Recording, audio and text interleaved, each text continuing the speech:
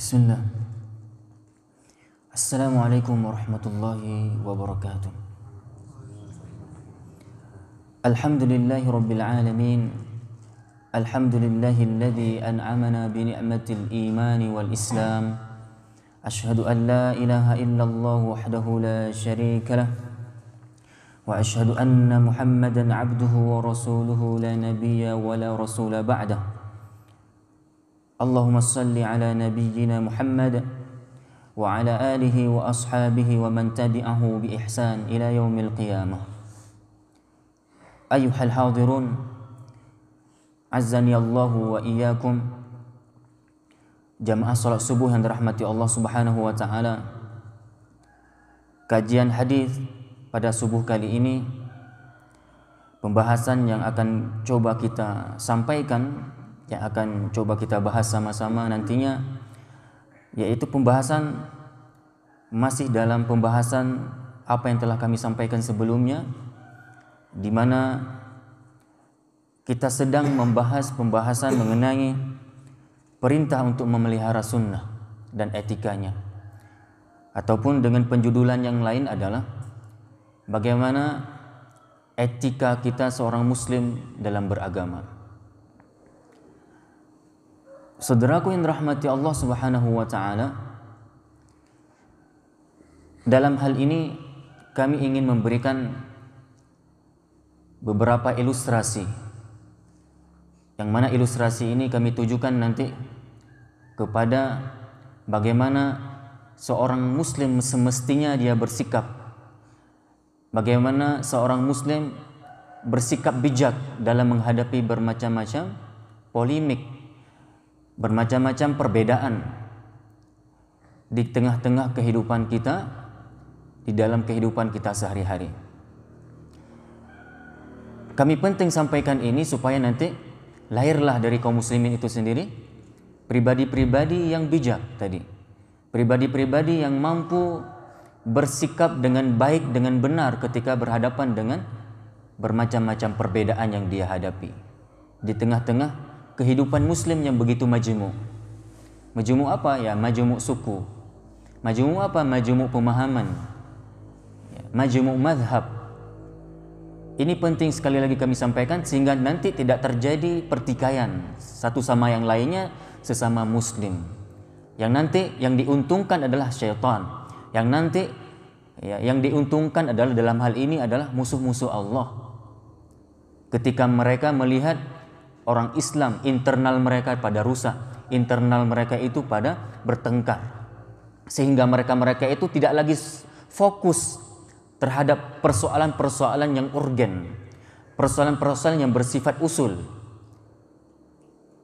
karena mereka sudah diasyikkan dengan mempertengkarkan sesuatu yang semestinya tidak perlu dipertengkarkan. Dan ini kenapa bisa terjadi?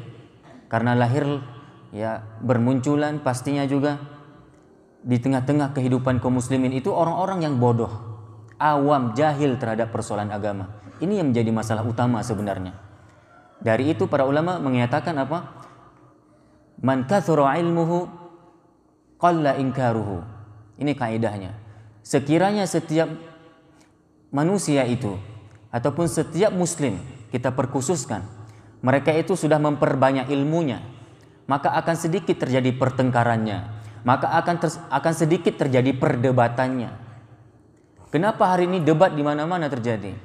Bukan debat ilmiah, tapi debat yang didasarkan dengan hawa nafsu.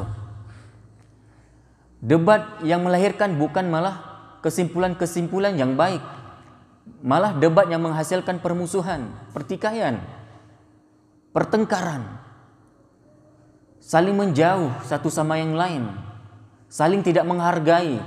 Ini semua adalah sebabnya di saat mereka berdiskusi, tapi diskusi mereka tidak dilahirkan, tidak berlandaskan dengan ilmu yang benar. Dan ini yang sedang terjadi, yang sedang ditampilkan oleh kaum muslimin hari ini di dalam kehidupannya. Sehingga Allah Subhanahu wa taala berfirman, "Wa minan nasi may yujadilu fillahi bighairi ilmin wala huda wala kitabim munir." Ada sebahagian manusia yang mereka itu berdebat may yujadilu fillah. Mereka itu mempertengkarkan masalah Allah. Mereka itu berdiskusi, berdebat masalah keagamaan. Masalah Allah apa? Masalah Quran. Masalah apapun yang berhubungan dengan Islam. Namun mereka berdebat bighairi ilmin, tanpa ilmu. Wala huda, tanpa ada petunjuk yang jelas. Wala kitabin munir, dan tanpa ada kitab yang jelas. Gak ada referensi, gak ada dalil. Ayat gak paham, hadis gak paham. Mereka lah yang berdebat masalah urusan agama. Apa yang dilahirkan? Yang dilahirkan pasti kesesatan dan kesesatan.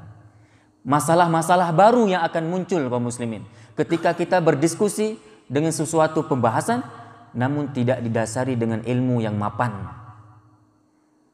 Maka wajar kata para ulama, law sakatal jahilu laqillatil khilaf.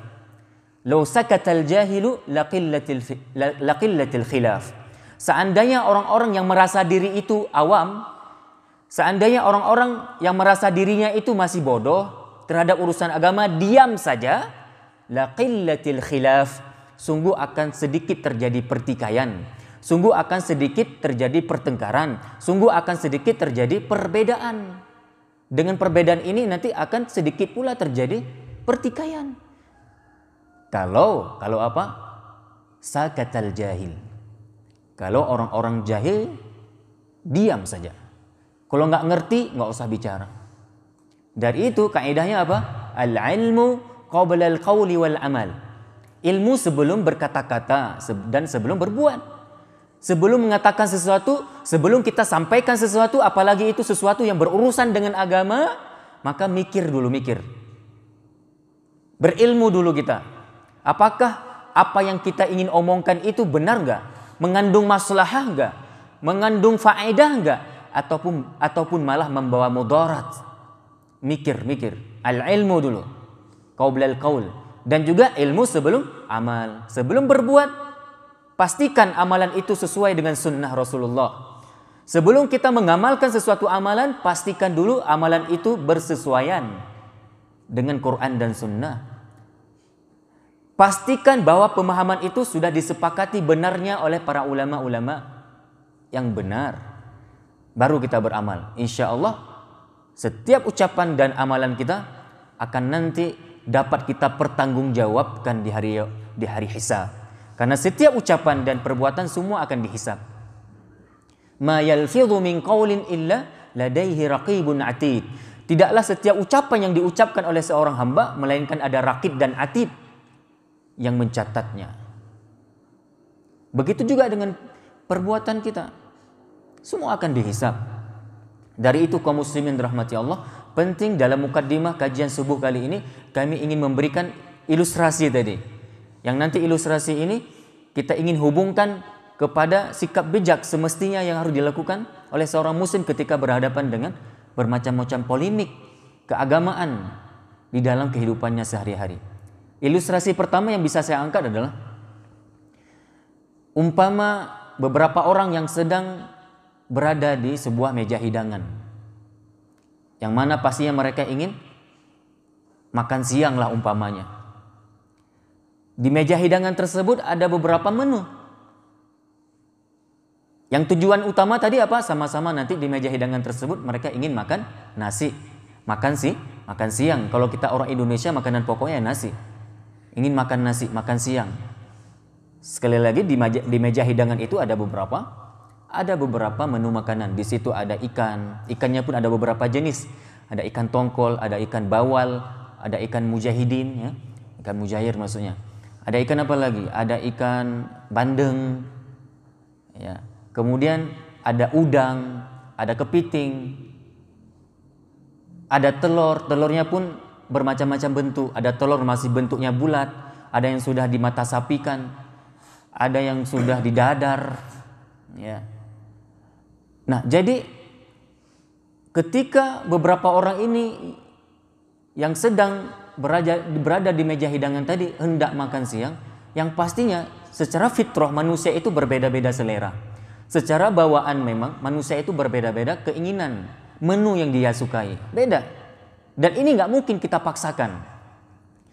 Nggak mungkin kita harus memaksakan saudara kita yang sama-sama sedang ingin makan siang untuk memakan menu yang seperti kita inginkan. Nggak mungkin. Beda selera. Ada saudara kita yang dia mungkin nggak bisa makan tongkol karena alergi, gatal. Jangan paksakan dia untuk makan tongkol. Bismillah, wahai saudaraku, kamu makan aja. Ada udang di sini, ataupun ada ikan bandeng, ataupun ada ikan mujahir, ada ikan dencis. Silakan makan. Orang itu pun juga seperti itu. Saudara kita itu pun juga seperti itu. Tidak mungkin dia ingin memaksa dirinya supaya kita makan seperti dia makan. Karena kita nggak suka mungkin makan udang misalnya. Karena kita alergi juga mungkin. Ya kita makan telur saja. Saudara kita nggak bisa memaksakan kita untuk makan udang. Karena itu bukan selera kita. Mungkin itu ya halal tapi nggak baik bagi diri kita. Ya, ada alternatif lain, ada telur, silakan. Selagi masih halal semuanya. Ini kaidahnya.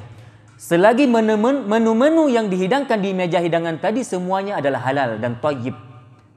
Halal dan baik. Bismillah. Jangan bertengkar di meja hidangan. Silakan makan. Oke, ini satu ilustrasinya. Tidak boleh ada paksaan dalam bab memilih menu karena beda selera. Yang penting kaidahnya apa? Sama-sama halal. Kapan kita mau bertengkar dan bahkan kita harus usir saudara kita itu dari meja hidangan kita, silakan pilih meja hidangan lain. Kalau di meja hidangan itu dia malah hidangkan kepada kita menu yang haram seperti babi misalnya. Itu memang nggak ada panjang-panjang pikiran kita.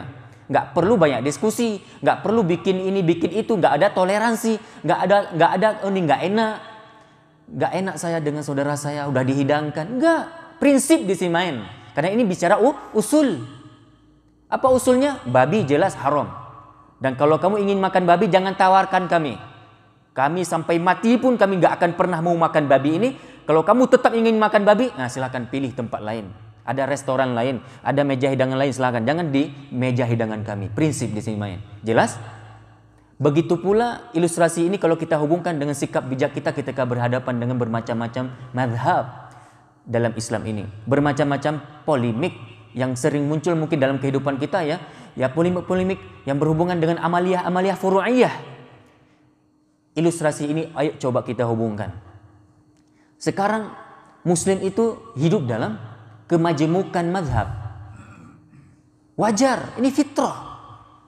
Semua mazhab berlandasan Quran dan Sunnah. Tentu itu, jangan ragu. Mu mazhab Syafi'i, mu mazhab Imam Malik, mu mazhab yang Abu Hanifah, mazhab Imam Ahmad, semua berlandaskan Quran dan Sunnah. Namun kenapa bisa beda? Mereka tidak pernah beda dalam bab usul. Mereka tetap usulnya Allah sebagai Tuhan mereka. Kitab suci mereka tetap masih Quran. Sunnah juga sebagai landasan beragama. Sahabat merupakan teladan mereka dalam beramal juga. Sama, nggak ada yang beda. Namun kenapa bisa beda dalam beberapa hal, dalam bab furu'iyah, dalam bab amaliyah yang bersifat khilafiyah tadi? Itu adalah fitrah manusia. Yang nama manusia di kulli ra'sun ra'yun. Setiap kepala punya pendapat, setiap kepala punya pemahaman, punya kapasitas berpikir, punya kemampuan berpikir yang berbeda-beda. Yang nanti inilah yang menyebabkan terjadi perbedaan, di mana mereka berbeda-beda dalam menyimpulkan dalil-dalil yang telah ada. Mereka memakai dalil yang sama, ayat juga, hadis juga, tapi ayat ini pas disampaikan ataupun ditelahi, dikaji, muncullah pemahaman misalnya ini. Yang kedua pemahaman si B ini. Kenapa? Ya beda kesimpulan, wajar. Ayatnya masih sama. Yang penting masih dekat-dekatan, masih tidak kontradiktif dengan Al-Quran itu sendiri. Bisa dipahami maksud kami? Jadi wajar terjadi. Ayatnya sama terkadang, tapi para ulama beda memberi kesimpulan ataupun istinbat hukum dari ayat tersebut. Wajar. Kenapa?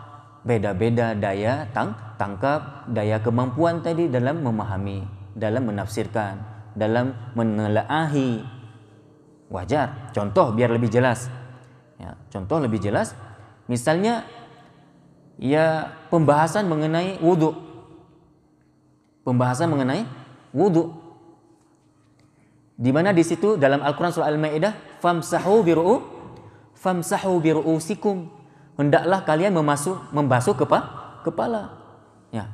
Kalimatnya jelas, membasuh kepala. Tapi bagaimana prakteknya sekarang? Ada yang membasuh semua kepala, ada yang membasuh sebahagian, membasuh kepala juga nggak dinamakan membasuh kaki. Jadi ayatnya sama, tapi para ulama memberi kesimpulan yang berbeda.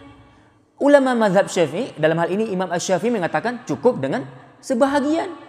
Di sini maksudnya apa? Sebahagian kepala maksudnya. Kata mazhab Syafi'i. Imam Asy-Syafi'i pendapatnya seperti itu. Makanya tidak aneh nantinya ketika kita melihat siapa saja kaum muslimin yang bermadhab dengan mazhab Syafi'i, ketika berwudu mereka waktu membasuh kepala membasuh sebahagian saja. Udah sah mazhab Syafi'i. Mazhab yang lain, mazhab Maliki, beliau berpendapat harus semua kepala. Beda nggak di sini kesimpulannya? Beda. Di sini sebahagian, di sana semua. Yang penting sama-sama masih membasuh kepala. Ya itu wajar terjadi. Kita harus bijak.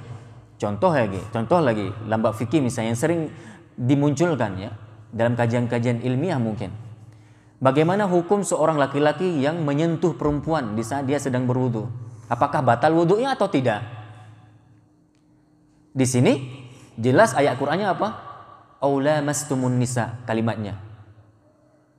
Yaitu di antara yang dapat membatalkan wudu yaitu apabila seseorang menyentuh perempuan. Ini laki maksudnya, bukan perempuan sama perempuan. Laki menyentuh perempuan. Di sini beda nggak kesimpulan para ulama? Beda lagi. Mazhab Syafi'i dalam hal ini, setiap laki-laki yang menyentuh perempuan yang sudah balik, bahkan termasuk istrinya, dalam mazhab Syafi'iyah ya, para ulama Syafi'iyah mengatakan itu, bahkan istrinya, karena dia perempuan. Karena hadis ayat ini perempuan, nggak dibilang ini istri atau bukan istri, pokoknya perempuan umum. Siapapun perempuan. Coba, apabila laki-laki menyentuh perempuan tadi, maka batal wuduknya. Mazhab Syafi'i. Sedangkan di mazhab yang lain, dalam ini misalnya Imam Ahmad ataupun Imam Malik, tidak membatalkan wudu. Karena menyentuh di sini bukan menyentuh kayak gini, bukan menyentuh kulit biasa. Tapi para ulama dalam mazhab Maliki mengatakan menyentuh di sini adalah berhubungan badan, berjima. Maka bahasa Quran nggak mungkin dibahasakan berhubungan jima, tapi menyentuh. Jadi dalam mazhab itu menyimpulkan kapan baru batal wudu? Kalau dia menyentuh berhubungan badan sampai mengeluarkan mani ataupun tidak mengeluarkan mani, pokoknya sudah menyentuh, maaf cakap berjima, maka batal wudu. Ada mazhab yang lain, menyentuh tidak membatal wudu walaupun bukan berjima, nyentuh-nyentuh biasa, asalkan tidak syahwat. Ya, ini lain lagi. Mazhab tadi menyentuh di sini bukan sentuhan biasa tapi berhubungan badan, baru batal wudu. Dari mana mereka berdalil? Banyak. Dalil yang dipakai oleh Imam Syafi'i juga bagus, benar, kuat. Dalil yang dipakai oleh ulama lain juga kuat, benar insya Allah. Seperti misalnya kasus Maryam ketika hamil tanpa suami. Ketika Allah perintahkan Jibril untuk meniupkan ruh ke jasadnya Maryam untuk supaya Maryam bisa hamil nantinya. Apa kata Maryam? Wahai Jibril, mungkinkah aku bisa hamil sedangkan aku belum pun disentuh oleh seorang laki-laki pun, belum pun disentuh. Bahasa indahnya, maksud belum disentuh apa? Belum berhubungan badan. Ya ini. Jadi kan beda lagi kesimpulannya. Apakah kita harus bertengkar gara-gara ini? Yang ketahui nanti takutnya malah orang nggak sholat sama sekali. Kita asyik bertengkar. Udah sholat bertengkar juga masih masalah sentuh batal wudu nggak batal wudu tadi. Ada orang memang nggak wudu sama sekali hari ini masih. Saya ulangi, masih banyak kaum muslimin hari ini bahkan tanpa wudu sama sekali. Maksudnya apa? Nggak sholat sama sekali masih. Kenapa kita harus bertengkar masalah-masalah ini? Masih banyak juga persoalan-persoalan yang lain. Kunut nggak kunut di saat melaksanakan sholat subuh. Imam Syafi'i mengatakan sunnah dengan dalil-dalil yang insya Allah bisa dipertanggungjawabkan.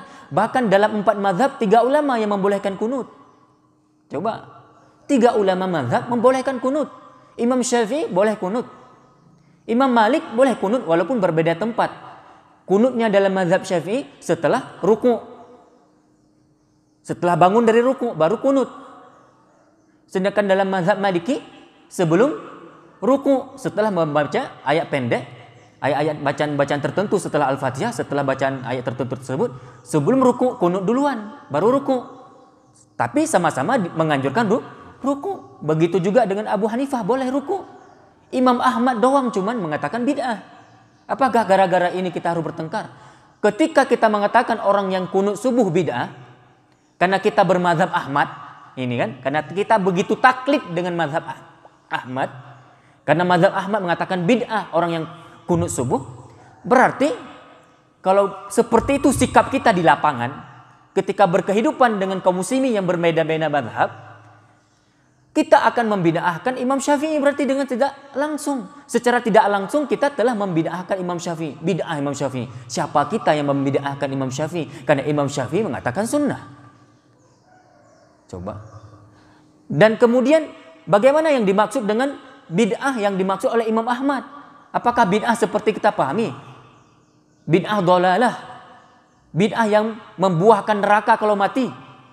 Bukan seperti itu juga maksud Imam Ahmad ketika membahasakan kunut subuh itu bid'ah. Bukan bid'ah seperti kita pahami. Tidak sekaku yang kita pahami. Ini hati-hati kaum muslimin. Imam Ahmad bukan seperti itu yang beliau maksud. Dan boleh kita lihat mereka-mereka pemilik mazhab. Mereka-mereka pemilik pendapat. Ada mereka bertengkar. Bukan pengikut pendapat. Bukan pengikut mazhab. Pemilik mazhab saja. Mereka-mereka pemilik pendapat. Contoh, mereka-mereka misalnya pemilik pendapat kunut subuh sunnah, mereka-mereka yang memiliki pendapat kunut subuh bid'ah, si pemilik pendapat saja nggak pernah bertengkar. Itu pemilik pendapat, itu si pemilik mazhab. Mereka saja nggak pernah bertengkar, saling bertoleran, bertasamuh dalam bab furu'iyah. Ya ini, kenapa kita ini bertengkar hari ini? Siapa yang suruh? Syaitan. Yang suruh kita bertengkar siapa? Syaitan. Syaitan memanfaatkan kejahilan kita kaum muslimin. Syaitan memanfaatkan kebodohan kita supaya kita bertengkar. Wallahu a'lam. Ini hati-hati. Berarti apa? Ke ilustrasi tadi kita kembalikan kepada ilustrasi tadi. Sikap bijak kita apa? Kalau memang di meja hidangan itu banyak jenis menu, yang memang menu itu tidak semua bisa disantap oleh saudara kita. Tidak semua menu ya cocok dengan pribadi seseorang, maka silakan makan terus mana yang cocok, yang penting tetap halal. Ini ilustrasi pertama. Kami tutup dengan ilustrasi yang kedua. Ilustrasi yang kedua, kita umpamakan bagaikan seorang musafir yang ingin melakukan sebuah perjalanan jauh. Kita umpamakan aja kita orang Aceh Tengah ini, orang yang berada di kota Takengon, yang hendak melakukan perjalanan ke kota Banda Aceh. Yang namanya perjalanan itu pun nanti kendaraannya berbeda-beda. Betul? Banyak. Ada L300. L300 itu pun beda-beda travelnya. Betul? Ada apa? Deka Putra, ada Mandala, ada Cendrawasih mungkin. Itu baru L300, baru namanya L300. Itu pun udah beda-beda supir, beda-beda jenisnya. Beda-beda loketnya, maksud kami. Beda-beda loketnya.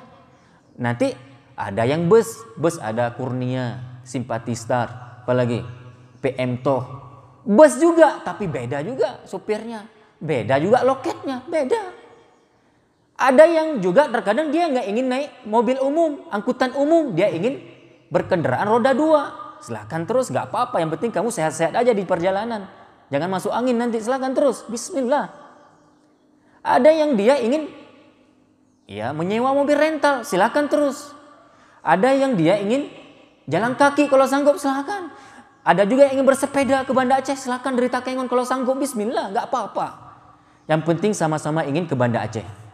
Oke, yang penting kita semua bertujuan sama-sama ingin ke Banda Aceh. Namun, yang namanya kendaraan yang kita pakai di saat melakukan perjalanan pasti ada lebih kurang. Ini harus kita maklumi, ada lebih kurang. Itu tergantung kebijaksanaan kita dalam memilih, kemauan kita, dan juga ya bisa dibiasakan mana lebih nyaman bagi kita sesuai dengan pengetahuan yang kita dapati. Contoh, misalnya kita nggak senang dengan L300, Ya, mereka itu sopirnya merokok misalnya. Sering dihidupin musik yang nggak jelas, membuat kita pening. Kemudian penumpangnya pun banyak yang nggak jelas. Mobilnya bau misal, nggak usah pilih, naik mobil lain. Bus misalnya yang lebih luas, silakan biar lebih nyaman. Itu pun kamu nggak sanggup, nggak apa-apa, naik mobil lain, banyak alternatif. Oke, yang jangan apa, di saat nanti kita melakukan perjalanan yang memang tujuan utama dari Takengon sama-sama ingin ke Banda Aceh, namun di saat berjalan nanti dalam proses perjalanan kita saling menyenggol. Ini yang jangan. Jangan saling menyenggol, jangan saling balap-balapan, jangan, santai. Karena takutnya nanti walaupun tujuan utama sama-sama ingin ke Banda Aceh, dikhawatirkan nggak akan sampai ke tujuan. Karena udah duluan masuk jurang gara-gara bertengkar di jalan tadi coba. Namun ya sekali lagi kita tetap ada kriteria kendaraan yang harus kita pakai. Contoh, kita harus perjelaskan dulu mobilnya itu bagus nggak mesinnya. Oke, supirnya jelas nggak, memiliki ilmu yang mapan nggak dalam menyetir, SIM-nya ada nggak, surat mobilnya ada nggak. Kan kita harus pastikan juga, bukan juga sembarangan. Karena kita ingin keselamatan. Makanya begitu pula dalam kehidupan. Ilustrasi inilah ilustrasi tentang polemik ataupun kemajemukan mazhab hari ini dalam Islam. Contoh, makanya ilustrasi tadi kalau mobil diumpamakan ya mazhab. Ada mobil Syafi'i, ada mobil Hambali, ada mobil Maliki, ada mobil Hanafi. Silakan naik mobil apa saja. Yang penting mobil itu jelas, landasannya jelas, si pemilik mazhabnya jelas, supirnya jelas. Dia memiliki surat berkendaraan. Surat berkendaraan apa? Kalau dalam ini Al-Qur'an, surat Quran. Dia paham cara nyetir, nggak mabuk. Namun kalau mobilnya nggak jelas, supir nggak jelas. Contoh, supirnya Syiah. Mobilnya mobil Syiah, ya itu nggak usah naik. Mobilnya apa? Liberalisme. Mobilnya apa? Mobil sekularisme, nggak usah naik. Ini bahaya, masuk jurang ini. Dari pertama kita harus jelaskan yang kayak gini ini nggak akan sampai ke Banda Aceh ini. Kebirin pun nggak sampai, masuk ke enang-enang dia, ke jurang dia masuk. Paham ilustrasi ini berarti? Begitulah sikap bijak ketika kita berhadapan dengan bermacam-macam perbedaan. Yang penting jangan saling senggol menyenggol. Bahkan yang lebih indahnya apa? Sama-sama di jalan yang sama, walaupun berbeda mobil yang kita kendarai, pas nanti di perjalanan salinglah mengklekson. Assalamualaikum, waalaikumsalam. Itu indah. Ini enggak ada yang terkadang di perjalanan kaku-kakuan. Assalamualaikum, enggak mau dijawabnya pun. Di klakson enggak mau dibalasnya pun. Bahkan dia halang-halangi. Dia coba halang-halangi kita di perjalanan, enggak mau dikasih jalan. Bahkan berusaha untuk menyenggol. Ini musibah yang terjadi hari ini. Dan kalau itu cara melakukan safar, yang tujuan pertama tadi ingin ke Banda Aceh, kami nyatakan nggak sampai ke Banda Aceh model perjalanan kayak gini. Musibah yang ada. Karena saling tabrak menabrak. NU Muhammadiyah tabrak menabrak. Jamaah tabligh, jamaah ini, jamaah itu saling tabrak menabrak. Ada Salafi nanti dibagi-bagi Salafi. Semua ngaku-ngaku pengikut Salaf. Tapi nanti yang ngaku-ngaku pengikut salaf beda-beda lagi nanti saling tabrak menabrak juga. Muhammadiyah ada Muhammad Yaqutlah, ada Muhammad Idris, banyak kali udah saling tabrak menabrak. Tujuannya sama-sama ke surga. Khawatir kalau kayak gini kejadian makan masuk neraka. Karena apa? Kita sudah menghancurkan persatuan umat Islam. Itu bahagia pada anjuran untuk kita bersatu. Coba, karena kalau udah persatuan itu sudah pecah belah, itu berefek kepada kenyamanan beragama, kenyamanan dalam ibadah berefek, kaum muslim berefek, berat ini masalahnya, berat. Inilah dua ilustrasi yang bisa saya kemukakan dalam kajian kali ini, yang mudah-mudahan kita bisa memahaminya. Yang intinya apa? Kita ingin sampaikan kepada kaum muslimin dimanapun, kita harus betul-betul bijak, ya, bersikap yang memang di atas dasar tasamuh. Karena ini memang bukan urusan akidah. Kapan kita boleh bertengkar? Kapan kita boleh bertegang? Kalau itu persoalan perbedaan akidah. Ya, itu baru kita berada di prinsip. Namun kalau itu berbeda masalah furu'iyah, bismillah, nggak apa-apa. Mau jenggot nggak jenggot, bismillah. Mau cingkrang nggak cingkrang silakan terus. Yang penting apa? Sesuai dengan dalil-dalil yang ada. Yang jangan bertengkar. Mana yang lebih yakin? Mana yang lebih condong? Yang penting apa kaidahnya? Beramallah sesuai dengan perintah. Kalau itu bukan perintah, bahkan itu larangan, tinggalkan. Itu cuman. Mau cadar nggak cadar? Lebih utama ya cadar silakan. Nggak pakai cadar, jangan menerakakan orang nggak pakai cadar. Itu aja. Jangan anggap itu berarti penghuni neraka. Kenapa? Mereka telah melakukan dosa. Kenapa dosa? Buka aurat. Apa auratnya? Wajah. Coba, radikal kan? Kalau ada orang mengatakan cadar itu wajib, yang nggak bercadar haram, dosa. Kalau melakukan dosa berarti neraka. Ya berarti yang masuk surga yang bercadar doang. Coba, yang nggak bercadar dan itu mayoritas bahkan hari ini.